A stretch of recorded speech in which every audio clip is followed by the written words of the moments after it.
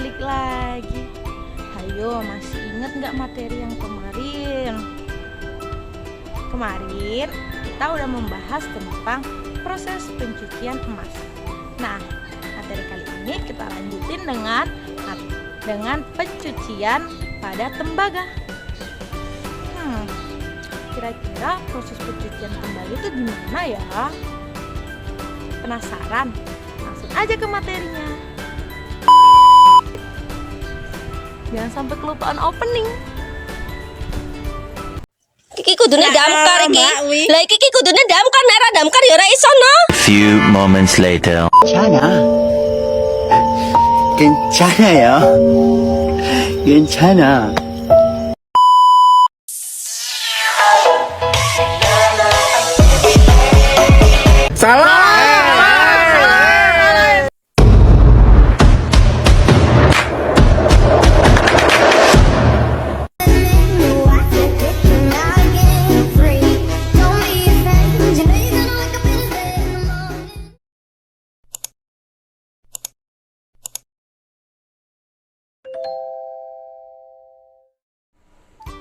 Baik, sebelum kita membahas mengenai prosesnya, perlu diketahui bahwa jurnal yang saya ambil ini adalah jurnal dari hidrometallurgy yang berjudul Selective Impurity Removal and CU Upgrading of Copper Flotation Concrete by a Spontaneously Oxidative H2SO4 Leaching Process yang dikarang oleh dan kawan-kawan. Nah, yang pertama kita masuk kepada definisinya. Apa sih tembaga itu? Tembaga merupakan salah satu logam yang paling banyak digunakan di dunia dan memiliki sifat dan kegunaan sangat penting. Karakteristik dan kegunaan dari tembaga ini antara lain yaitu warnanya memiliki warna yang kemerahan dan khas. Konduktivitas tembaganya adalah konduktor listrik dan panas yang sangat baik, membuatnya ideal untuk berbagai aplikasi elektronik dan thermal. Lalu keawetan tembaga sangat tahan terhadap korosi dan oksidasi, membuatnya jadi tahan lama dan cocok untuk penggunaan di lingkungan yang keras.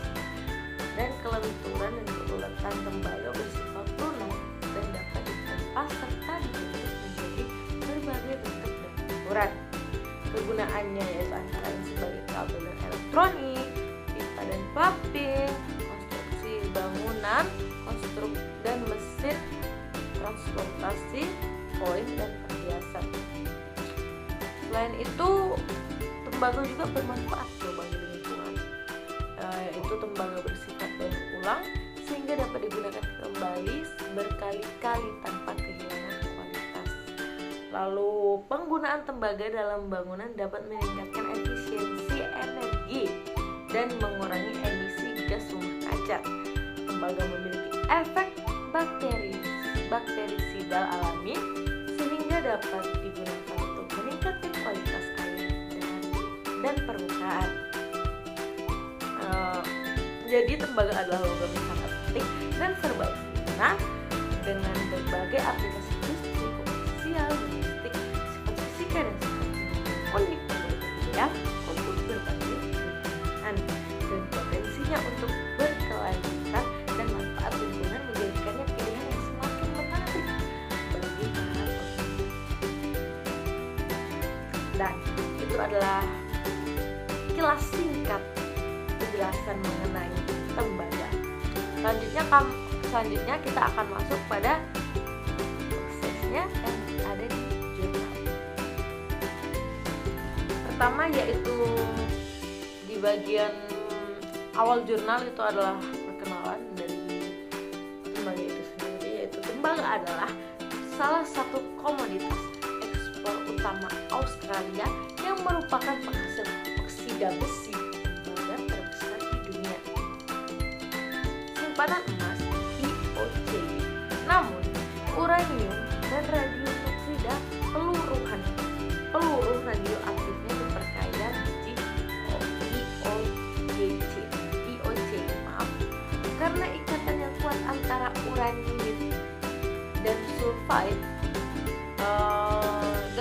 oksida besi yang merupakan pengotor dalam konsentrat flotasi tembaga.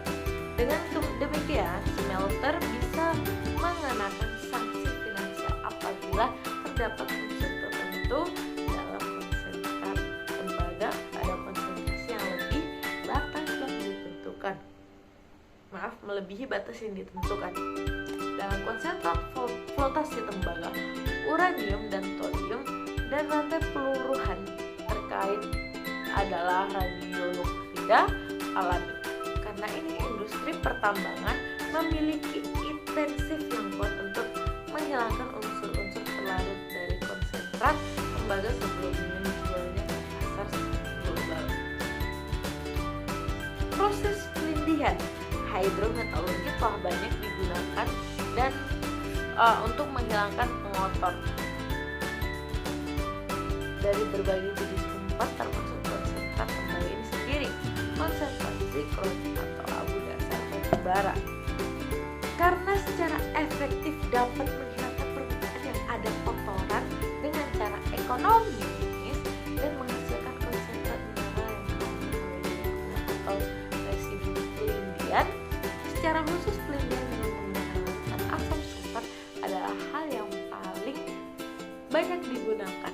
Proses ekstraksi uranium dengan biji yang mengandung uranium karena biayanya relatif dan ketersediaan asam yang luas ditambah dengan efisiensi ekstraksi yang relatif tinggi, enak pembentukan kompleks uranyl sulfat yang kuat. Pencucian uranium ke dalam larutan H2SO4 melibatkan oksidasi yang biasanya didiatesi oleh pasangan besi-besi. Apapun oksidanya ditambahkan ke proses klorat, pirolusit atau gas udara atau oksigen. Kehadiran oksidan dalam proses pelindian diperlukan untuk mengubah UO2 ultraviolet yang tidak larut menjadi larut dalam air atau hexaviolet.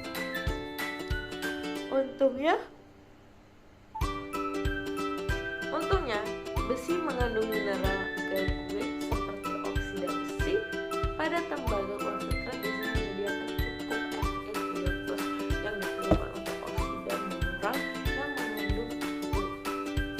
Setelah penyucian H2SO4,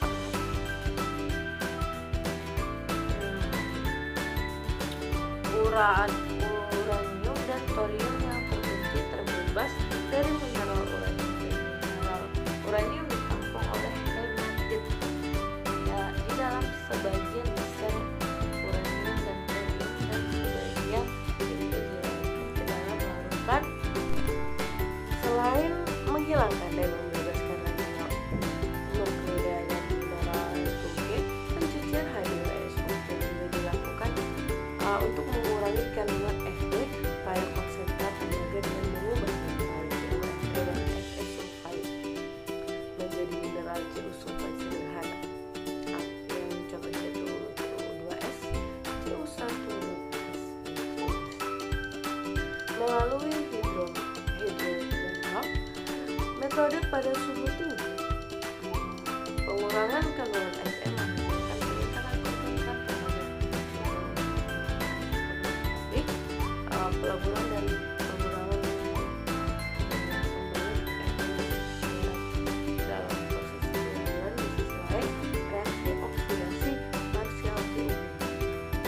Mineral Fe sulfide pada suhu di bawah 100 derajat Celcius dapat melarut sehingga menghasilkan mineral Cu. Lalu dalam penelitian ini proses pencucian H2SO4 spontan diterapkan untuk meningkatkan dan memurnikan konsentrat tembaga dari deposit IOC melalui pemanfaatan ion Fe3+ oksidatif secara cerdas, larut dari mineral hemalit. Pengaruh suhu, pelindihan, dan waktu tinggal diselidiki. Perubahan mineralogi konsentrat tembaga sebelum dan sesudah proses pelindihan, karakterisasi menggunakan API, MLA,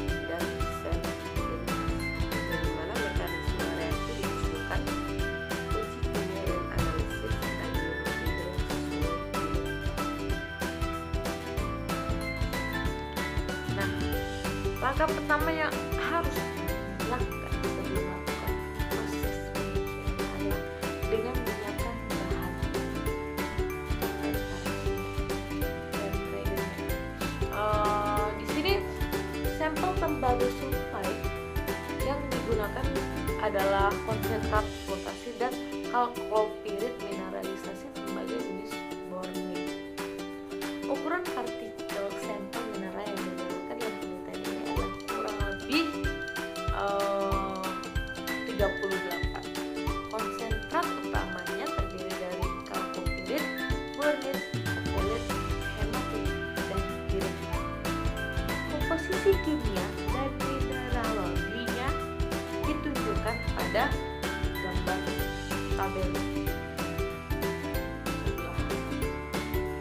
tabel ini. Dalam semua percobaan penelitian asam sulfat pekat tingkat analisis yang digunakan, yaitu eksperimen penyucian. Uji pelindungan asam sulfat dilakukan dengan menambahkan 150 gram per liter larutan H2SO4 ke dalam sampel konsentrat tembaga 400 dalam labu kaca tertutup dijaga pada suhu yang diinginkan. Lalu bubur diaduk dengan kecepatan 800 rpm selama 24 jam. Potensi redoks dari sluri adalah diukur dengan sel elektroda konvensi PTVS Ag per AgCl. Masuknya udara ke dalam percobaan dijaga dengan menjaga lingkungan gas nitrogen di ruangan kepala reaktor. Lalu karakteristik konsentrasi tembaga si uranium dalam larutan pelindungan dianalisis dengan spektrometri emisi optik plasma yang digabungkan secara induktif dengan instrumen dari Hercules Elmar. Sampel larutan pelindungan diinjekkan 5 kali dengan larutan asam. Namun konsentrasi radium dan polonium dalam larutan terlalu rendah untuk dideteksi oleh ICP-OES. Itu residu padat pelindungan dikirim ke laboratorium analisis radionuklida Universitas Adelaide untuk analisis spektrometri gamma dan pengukuran spektrometri alfa.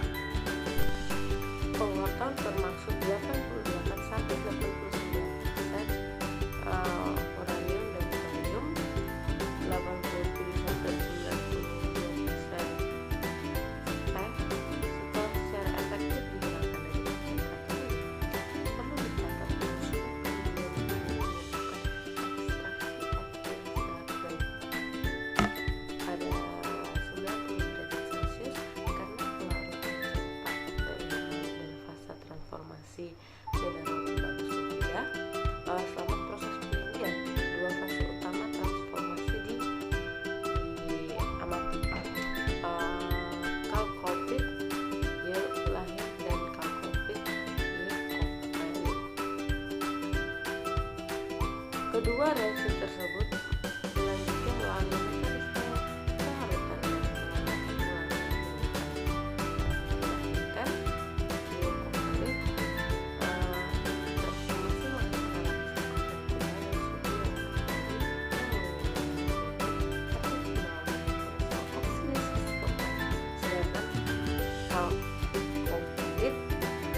transformasi bornit menyebabkan hilangnya lapisan tipis bornit pada permukaan partikel konflik melalui bahan non-oksidatif jalur pembubaran.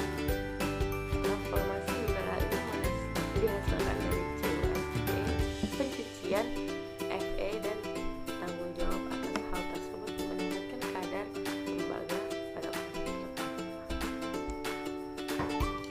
Baik, itu saja dari saya. Kurang lebihnya terima kasih. Wassalamualaikum warahmatullahi wabarakatuh. Thanks for watching.